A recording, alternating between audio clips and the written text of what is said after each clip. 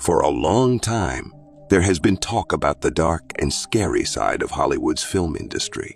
Many conspiracy theories spread on the internet with rumors that celebrities, such as actors, producers, singers, and directors, are part of secret societies that commit terrible acts in search of fame, success, power, and the elusive eternal youth.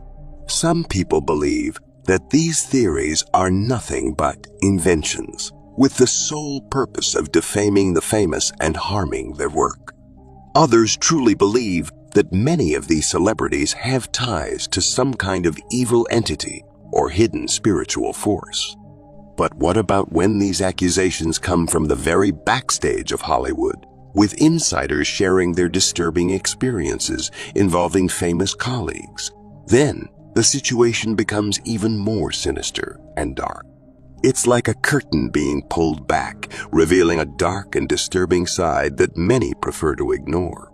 In the video I'm about to share, you'll have access to impressive and shocking accounts of people who have experienced firsthand the darkest secrets of Hollywood. Get ready, because we're going to enter this mysterious universe and uncover the truth behind the glittering curtains and impeccable facades. The solution to face this darkness is before you, and I'll show you how to find it. These experiences range from involvement in trafficking and sexual exploitation of minors, psychological abuse, to involvement with satanic cults. And in today's video, I'll show you a very impactful testimony from actor and director Mel Gibson. In addition to starring in many successful films in the past, Gibson became internationally known for directing the film The Passion of the Christ, which to this day remains the film that best portrayed the sacrifice and death of Jesus. Get ready to hear disturbing and surprising revelations about the entertainment industry's backstage. What Mel Gibson has to say may change your perception of Hollywood forever. Be prepared to face the truth, no matter how dark it may be.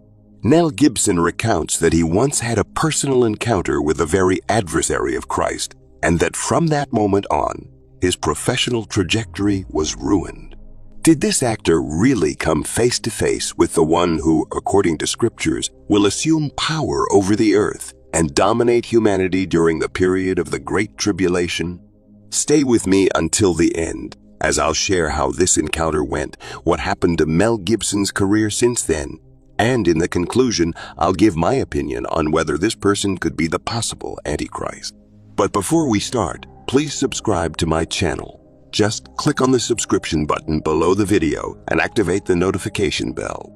Mel Gibson was born in the United States and gained international fame in the late 1970s with the film Mad Max, a low-budget production that conquered the world and elevated the young actor to the status of one of the great stars of cinema. From that moment on, he became one of the most sought-after talents by producers and directors of American cinema, co-starring with various renowned actors and actresses of the time. In 1987, another success came for Gibson. Who doesn't remember Lethal Weapon, right? Mel Gibson's success continued to grow, and he gained recognition for his skills both in front of and behind the camera. However, his encounter with Christ's adversary drastically changed the course of his career. Gibson's rise did not stop. He made dozens of other successful films, lent his voice to animated films, such as Disney's Pocahontas, among many other successful works. But Mel Gibson's peak was yet to come. In 1996, he won 2 Oscars for Best Actor and Best Director with the film Braveheart, which tells the story of the battle for Scotland's independence in the 11th century. William Wallace, Mel Gibson's character, enters the battle and falls in love with the fight for his country's freedom after his wife is brutally murdered by the English army. Hollywood and the world expected that, from that moment on, Mel Gibson would become one of the greatest names in the history of cinema, alongside Steven Spielberg, for example. But shortly thereafter, the actor who was loved by everyone began to have his name involved in a series of scandals and controversies related to alcohol use and anger control problems. The strange thing is that despite all the news that channels and gossip magazines published, Mel Gibson still seemed calm and charismatic in interviews, outings with his family, without ever offending or assaulting anyone. But the scandals kept coming. He was arrested for drunk driving, accused of making prejudiced comments against black people, and allegedly made threats against his ex-wife. Unfortunately, this sequence of adverse accusations caused the public's rejection of Mel Gibson to increase alarmingly, making the actor no longer summoned to participate in any major films. The curious thing is that other prominent figures in Hollywood at the same time faced much more serious accusations, and nothing happened. Meanwhile, Mel Gibson was disappearing from Hollywood's radar. He even managed to play some less relevant roles in a few films at that time. But the media hardly publicized these productions, and movie theaters were practically empty most of the time. Because for the audience, the image that remained of Mel Gibson was that of a drunken, disturbed, unbalanced man who assaulted women and insulted people of other ethnicities, and therefore did not deserve a second chance or the right to have his version heard of the accusations he faced. You may be wondering now, but sir, why did Mel Gibson go through all this, going from the top to the bottom of the barrel in such a short time? What made him lose control of his life without apparently anything happening? And that's where we come to the theme of this video.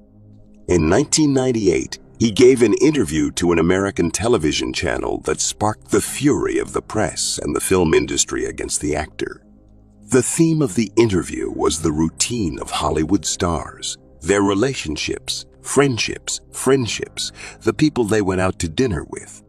And on that occasion, Mel Gibson reported a peculiar experience he had during a meeting with actor Christopher Walken, renowned for films like Sleepy Hollow and Catch Me If You Can. This meeting between the two actors took place in a hotel in New York, and, according to Mel Gibson, it was so terrifying that he truly felt in front of a demonic being. Let's see the moment when this is a bizarre place.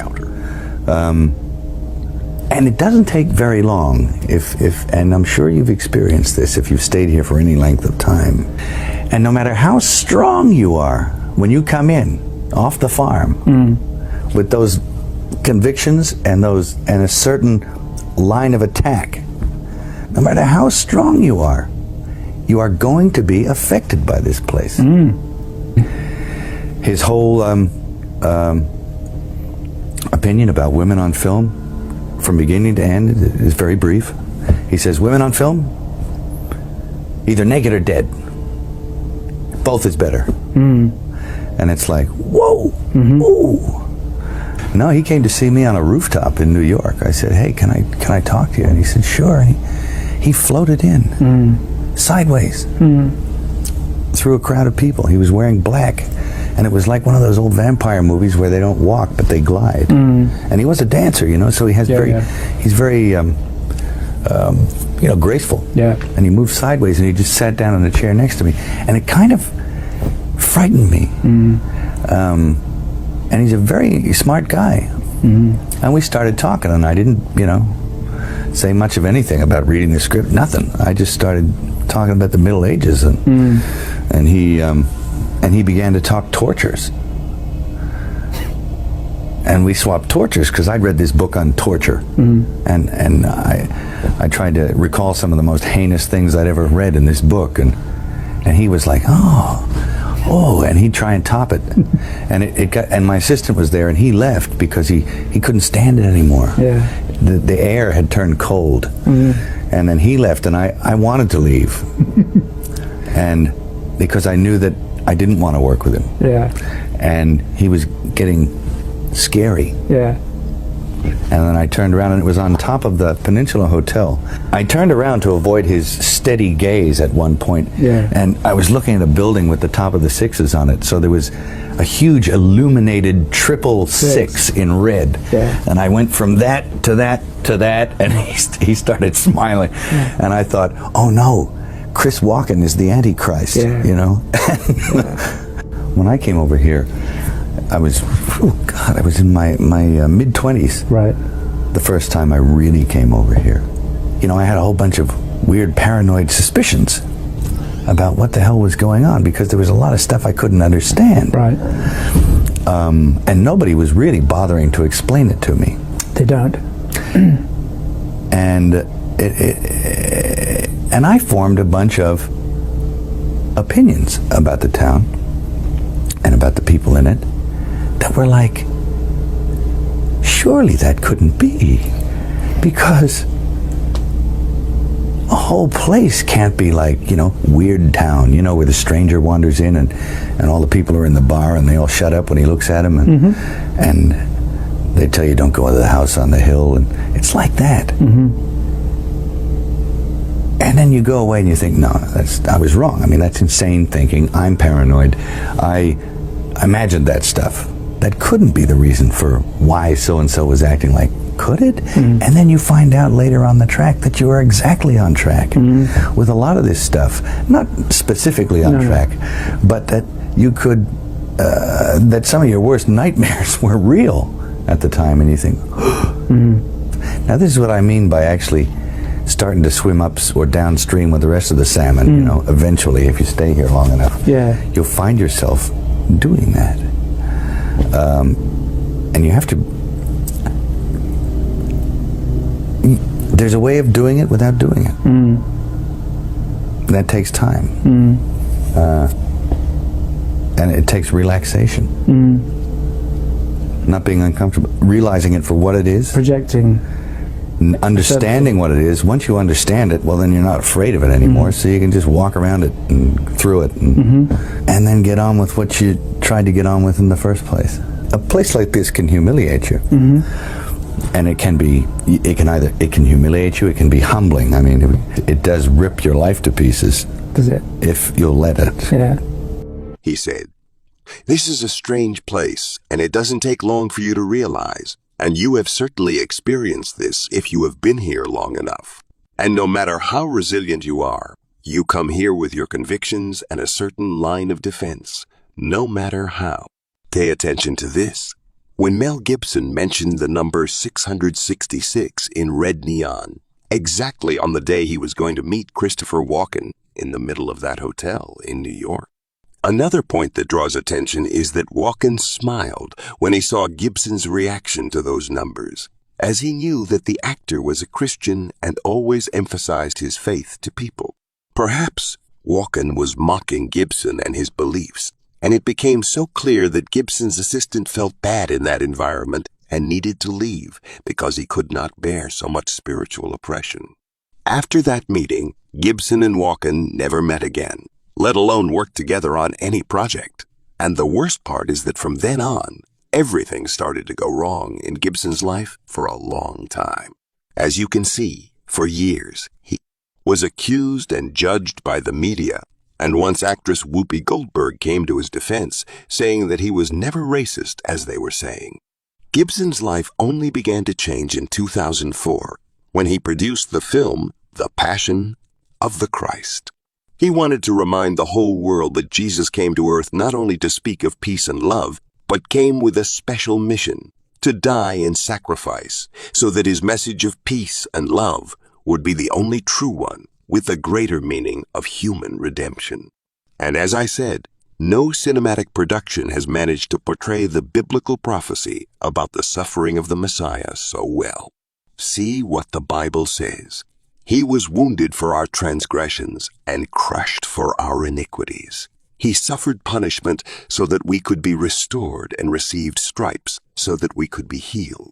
The film was a real success, grossing over $600 million at the box office, filling theaters in the United States and in several countries around the world, including here in Brazil, and mainly gaining thousands of lives for Jesus and rescuing many who were deviating from the Lord's path. Given this, I understand that what Gibson went through in that encounter with Christopher Walken, and in the following years, with all the persecution and injustices, was actually a great spiritual battle. Satan might not have known that God already had plans to use Gibson to make a film about Jesus' sacrifice, because he doesn't have the power to predict the future, but he knew that that man was God, fearing and wanted very much to be used by him powerfully. Therefore, The enemy used all his weapons to try to destroy Gibson and frustrate the Lord's plans. But at no time did God abandon him, and victory came. So much so that now Gibson is finishing the sequel to his film, which will be called The Passion of the Christ. Resurrection, and actor Jim Caviezel, who played Jesus, said that this will be the greatest film in world history, and that everyone during the filming is already facing many spiritual attacks. Now I want to give my opinion on Gibson thinking that Christopher Walken was the Antichrist.